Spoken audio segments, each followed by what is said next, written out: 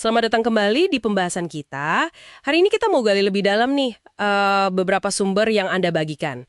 Fokusnya ke satu ide kunci dari Stephen Bartlett dari bukunya The Diary of a CEO. Ya, soal 3 pilar itu ya, buat bangun tim yang hebat banget. Betul. Sumbernya kan macam-macam nih. Ada wawancara Bartlett sendiri, terus kisah Sir Alex Ferguson, bahkan studi kasus kayak Toyota sama GM di pabrik Numi itu. Menarik tuh, Numi. Iya kan? Nah, misi kita hari ini, gimana caranya kita bisa ambil strategi praktis dari semua ini, yang bisa langsung Anda pakai. Oke, siap. Oke, kita bedah ya. Jadi Bartlett ini, dari pengalaman dia sama ratusan wawancara, dia nemuin kayak ada hukumnya gitu loh di balik sukses. Semacam pola ya. Iya, semacam pola. Nah, buat tim, dia fokus ke 3 hal penting yang katanya sering diabaikan atau salah jalan. Merekrut, memecat, sama melatih. Tapi kayaknya bukan sekedar checklist biasa ya. Oh, jelas bukan. Ini lebih dalam dari itu. Yang seru itu gimana ketiganya ini nyambung, saling terkait gitu. Maksudnya gimana tuh? Jadi ini bukan 3 tugas pisah-pisah, tapi lebih kayak filosofi, cara pandang buat jaga kesehatan tim jangka panjang. Intinya tuh di standar, terus kultur, sama perlakuan ke tiap orangnya. Oke, pilar pertama dulu deh, rekrut perlahan.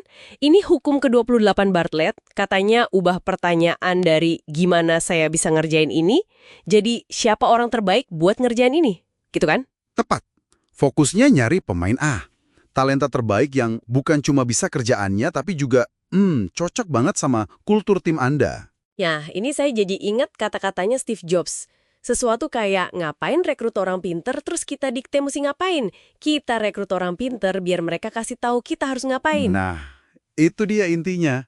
Rekrut perlahan. Nyari yang benar-benar pas, bukan cuma asal ngisi lowongan aja. Bener juga ya. Iya. Ini nyambungnya ke soal ego lawan potensi tim.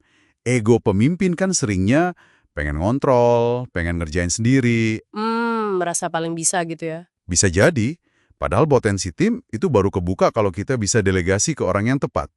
Fokus ke siapa ini, malah bikin pemimpin bisa lebih fokus ke gambaran besarnya. Visi, strategi gitu. Oke. Lanjut pilar kedua. Nah, ini yang kayaknya rada berat nih. Pecat cepat hukum ke-30. Bartlett kayak mengutip orang kayak Sir David Brailsford, Oprah juga. Intinya, lindungi kultur tim di atas segalanya. Ada satu apel busuk katanya bisa ngerusak semua. Agak keras ya kedengarannya. Emang, secara psikologis ini nggak gampang kan? Kita tuh cenderung menghindarin konflik, ngehindarin keputusan yang nggak enak. Iyalah, siapa yang suka mecat orang coba? Makanya Bartlett nyebut ini efek burung onta dari hukum 23. Nunda-nunda gitu. Padahal, menunda mecat orang yang emang toksik atau nggak cocok, ya kayak ngebiarin racun nyebar pelan-pelan di tim. Wah, dalam juga ya perumpamaannya. Iya, ujung-ujungnya ngerusak moral, ngerusak kinerja bareng-bareng.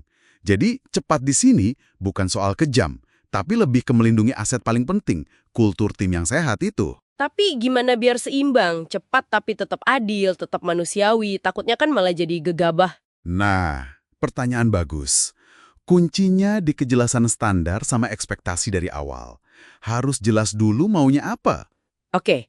Jadi, cepat di sini maksudnya, ya jangan ditunda-tunda. Kalau emang udah jelas orang ini konsisten ngerusak kultur atau nggak nyampe standar penting, dan udah diusahain, dibantu tapi nggak bisa juga.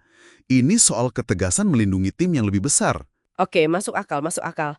Nah, pilar ketiga sekarang. Latih tapi secara individual. Atau kata Bartlett di hukum 31, jadi pemimpin yang inkonsisten. Iya, judulnya agak aneh ya. Awalnya saya mikir, loh kok gitu? Tapi ternyata maksudnya. Maksudnya itu, perlakukan tiap anggota tim secara unik, sesuai kebutuhan dan kepribadian mereka masing-masing. Nah, cerita Sir Alex Ferguson di sini pas banget.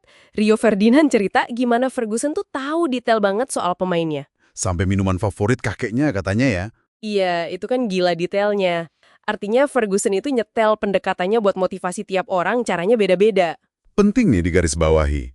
Inkonsisten di sini tuh soal metodenya, cara pendekatannya. Bukan soal nilai atau standar intinya ya. Itu harus konsisten. Oh, oke. Jadi bukan pelin-pelan soal aturan gitu ya? Bukan itu. Pemimpin hebat itu paham kalau tiap orang itu bentuknya beda-beda. Kayak potongan puzzle lah.